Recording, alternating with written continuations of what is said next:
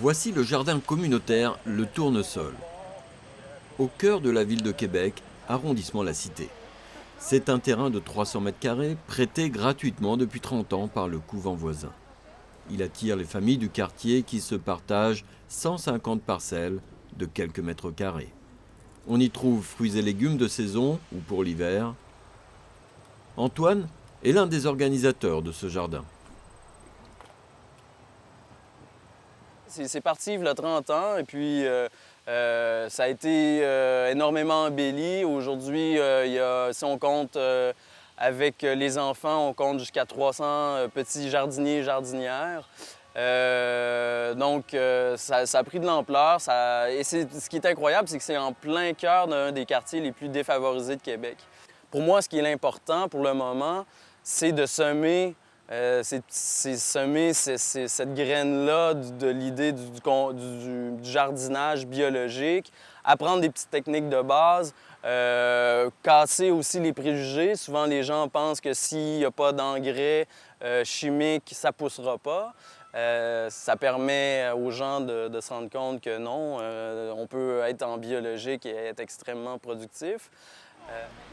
Antoine, jardinier passionné, cherche constamment à améliorer la productivité dans des espaces aussi réduits. Une technique pour augmenter la productivité de nos petites agricultures urbaines, là, je pense qu'il est encore trop négligée. Les champignons, en dégradant ce qu'on retrouve dans le sol, vont augmenter la quantité de minéraux puis les intrants biologiques dans notre sol et viennent vraiment augmenter par la même occasion la productivité des légumes qui poussent aux alentours. On a fait une petite réserve d'eau. L'eau va emmagasiner la chaleur et la redistribuer durant la nuit aux plantes. Donc, c'est quelques heures de chaleur de plus qui peuvent effectivement faire une petite différence à la longue. Ce qu'on voit ici, c'est une autre façon d'augmenter la productivité sur une aire restreinte. Finalement, c'est de verticaliser sa production. Et ici, on a installé un petit rack pour mettre les courges, mettre les citrouilles. Et on voit que ça pousse très bien, malgré que la sève ait à monter et à faire tout ce petit parcours-là. On voit que la productivité est quand même bonne. En cueillant mes tomates. Oui. Tu vois? C'est une belle tomate, ça? Tu penses qu'elle est mûre? Oh! Ça a l'air bien bon. Principalement tomates basilic. C'est notre réserve pour le pesto, la réserve annuelle de pesto. Depuis qu'on en fait, on n'est plus capable de s'en passer. Vous avez combien de pieds de tomates là? Des pieds de tomates, on en a, je dirais, une vingtaine. On a des cœurs de bœuf, puis des tomates noires de Crimée. Principalement, on a perdu quelques plants, mais ceux qui sont là ont quand même bien produit, malgré qu'on n'est pas venu les arroser aussi souvent qu'on aurait dû. Ici, on voit, ça c'est tout le basilic. C'est du basilic de Gênes. Puis on a essayé aussi des petites variétés là, à petites feuilles, mais je pense que ça ne sera pas gagnant pour le pesto. Là. Ça produit pas assez. La nouveauté cette année aussi qu'on a essayé, c'est les cerises de terre. On a essayé 4 plants. Oui, les cerises de terre. T'aimes ça, toi, les cerises de terre, hein? J'ai remporté le plus beau potager en 97, la Ville de Québec. Ensuite de ça, en 2001, j'ai été honoré par le gouvernement du Québec. C'est bon d'aider aux jeunes qui arrivent aussi, tu sais. Ça va rallonger, ça va aller mieux dans le jardin. Je leur dis, puis je leur montre quand les planter. Ils le planter à une bonne profondeur, puis mettre un engrais spécial, biologique, qu'on met dans la base. Mais des plants de tomates, ça prend beaucoup d'eau. Pour nous, une famille, vivre d'une parcelle, c'est pas vraiment pensable. C'est plus un loisir, puis une petite complémentarité, mais ça aide quand même. On essaie d'encourager les producteurs du coin pour nos semences. Puis c'est sûr que ça nous conscientise à plusieurs niveaux, par exemple.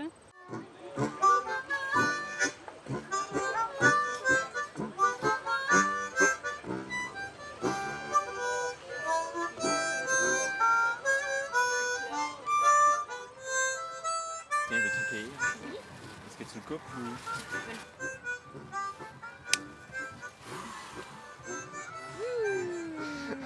Il est beau? Tu attends? Le premier poivron rouge, ça? Oui, c'est le Je seul. pense que ça va être le seul parce que l'hiver s'en vient. Oui, ça a pris toute l'été. La rhubarbe, sa feuille, ben, c'est un insecticide naturel.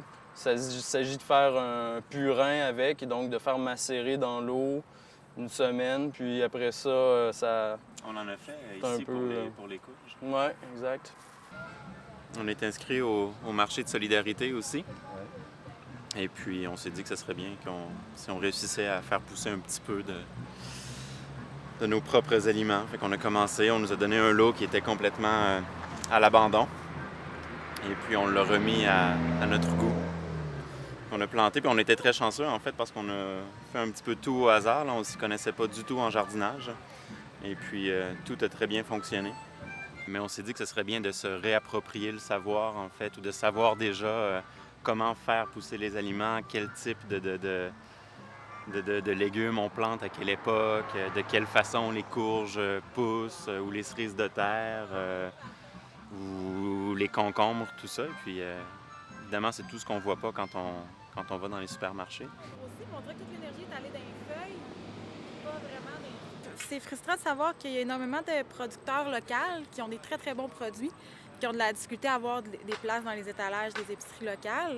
Et quand ils en ont, souvent, étant donné que c'est des grosses chaînes puis qu'ils doivent standardiser leur approvisionnement, bien, les pommes qu'on mange de l'île d'Orléans vont passer par Toronto avant de revenir dans les supermarchés de Québec. Donc, c'est super frustrant d'acheter dans les épiceries là, les produits qu'on peut s'approvisionner autrement. Côté fraîcheur, il n'y a rien de mieux. Il nous manque un peu de salade pour le souper. Bien, 5 minutes, on vient la chercher puis c'est dans notre assiette. Là, donc, il n'y a pas plus frais. Même en ayant des paniers de légumes d'un agriculteur de la région, bien, c'est frais, mais pas autant que venir le chercher puis le manger 5 minutes après. Là. Les produits viennent d'ici, ils sont même biologiques et puis il n'y a pas besoin d'étiquette pour ça. Hein. On le sait, on les fait pousser nous-mêmes et puis sans pesticides, sans engrais synthétiques. Et puis évidemment pour l'environnement, c'est un gros plus. Hein. Puis en plus, on évite tout le transport des marchandises. Vincent, lui, est agronome de profession. Il expérimente ici diverses techniques de culture plutôt originales. On a des algues avec 2 tilapias. Le but, c'est que ça devient un système autonome. C'est que les poissons fertilisent les algues oxygènent l'eau, puis les poissons se nourrissent d'algues aussi. Donc, à cause de la lumière qui transperce le baril, ça devient un système là, qui s'autosuffit là, pour les poissons. On prend un peu des fertilisants, là, dans le fond, des produits par les poissons pour nourrir là, ici, qui est la petite serre qui demande plus d'eau qu'ailleurs le jardin. C'est pour ça qu'on a décidé de mettre des contenants d'eau pour climatiser le jour quand il fait trop chaud. Puis le soir, ça redistribue la chaleur. Donc avec ce principe-là, on réussit à produire beaucoup de poivrons au Québec, ce qui est quand même assez difficile à cause du froid. Parce que c'est bien beau, une journée il peut faire 30 dans le jour, mais la même journée, la nuit, il fait 10. Donc on a vraiment des gros écarts de température. Alors avec ce système-là, c'est vraiment là, ça fait toute la différence. Au lieu de récolter 2-3 poivrons dans une année, là, on peut arriver à faire 20 poivrons par plant. Moi, j'aime bien planter un peu plus collé, comme on voit là. Regardez, des poivrons, on en a là. Je dis c'est au moins une vingtaine par plant là, qu'on va réussir à produire là, avec ce système-là. En plus de ça, il y a des champignons aussi qui poussent à la base. Ceux-là, c'est les Hemimatsutakea, qui vont aider là, à la dégradation puis un peu de copeaux de paille, puis ça va aider à fertiliser là, les poivrons.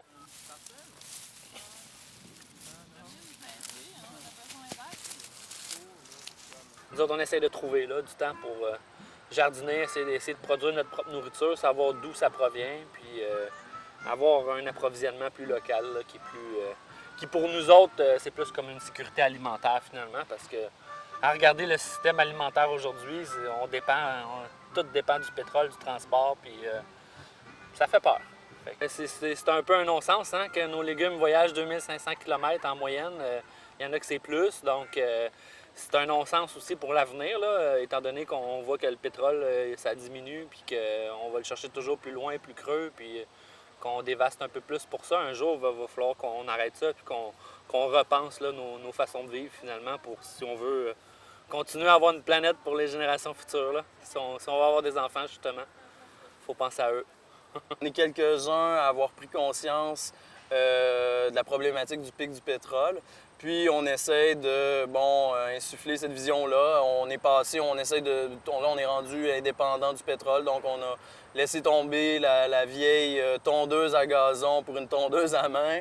Et on a oublié la déchiqueteuse à essence pour un compostage plus naturel et plus simple. Je pense que c'est bien connu, c'est de plus en plus connu.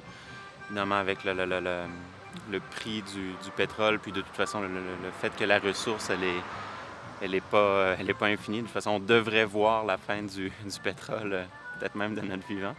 Donc, je pense que dans ce contexte-là, le transport des marchandises devient peut-être pas nécessaire, ou du moins, il faut l'éviter le plus possible. La problématique, je trouve, de notre jardin, c'est qu'il faut qu'on importe des intrants, il faut qu'on importe du fumier, puis en quelque sorte, c'est une problématique, pareil, d'être obligé tout le temps de ramener là, une source de fertilisant pour le jardin. Mais ce qui est, dans le fond, une solution à ça, c'est peut-être l'aquaponie, que, dans le fond, c'est de l'hydroponie biologique avec les excréments de poissons, puis l'aqua pour aquaculture. Donc, les deux mélangés ensemble fait le mot aquaponie. Donc, avec ça, on réussit, là, ça devient un système qui s'autosuffit.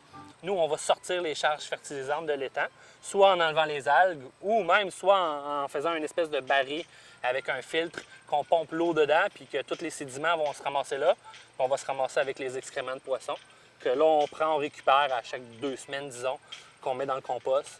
Puis c'est vraiment une solution là, pour l'aquaculture.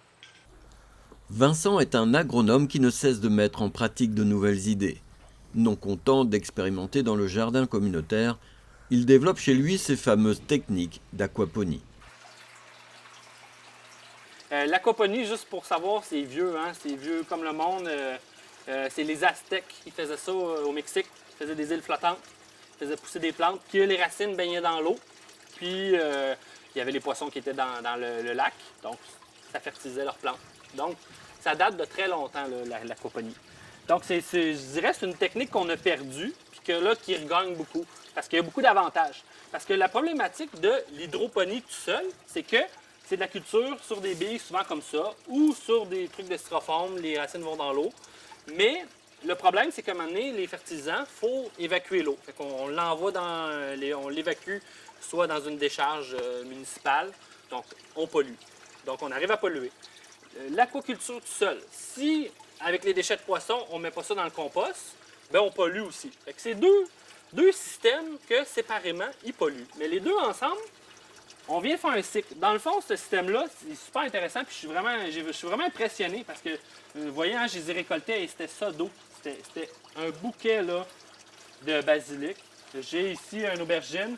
J'ai ici poivron, que j'ai déjà récolté des poivrons. J'en ai un autre justement ici là, qui s'en vient. C'est un système là, que, selon plusieurs, c'est l'avenir pour dans les villes. Puis moi je le crois. L'aquaponie, là, c'est vraiment, là, je pense que c'est ça qui va nous sauver un peu, là, de tout... parce qu'on le sait, hein, les océans, déjà là, on n'en a plus de poissons, fait que faut commencer à penser à autre chose. Comparativement, hein, on sait que le bovin, là, ça prend, je pense, c'est quoi, 15 kilos de céréales pour faire 1 kilo de viande, c'est ça ou 25? En tout cas, je sais que c'est intense, là, ça prend 15 kilos de grains de maïs pour faire 1 kilo de viande. Le moins pire, je pense, c'est le poulet, mais le poisson, lui, c'est encore mieux. Ça prend 1,3 kg de nourriture pour faire 1 kg de poisson. Hey, là, on commence à parler quelque chose qui est de l'allure. Mais ça, c'est bon. Puis en plus, on produit des légumes. Fait que là, wow! Tu sais, on met tout ensemble, puis là, on vient de créer quelque chose qui est de l'allure, là. Puis qu'il est efficace et qu'à long terme, c'est viable. Tout est beau. On est heureux.